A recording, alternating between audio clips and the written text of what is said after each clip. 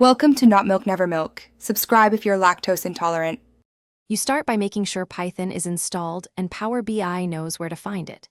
Install packages like pandas, numpy, and matplotlib with pip, then open Power BI Desktop and set the Python home path under Options. Once done, test a simple import in a Python script visual to confirm runtime.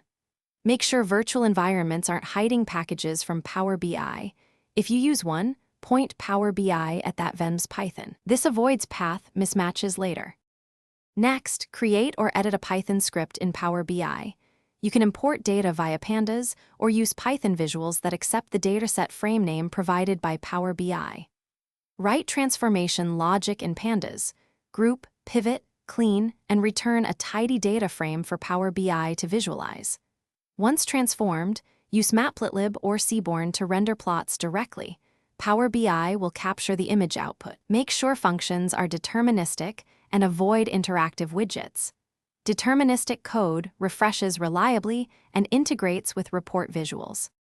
Finally, publish your report to the Power BI service and configure an on-premises data gateway if you need scheduled refreshes. The gateway machine must have the same Python version and packages. Map the gateway to that Python environment. Once published, validate a manual refresh and then enable scheduled refresh.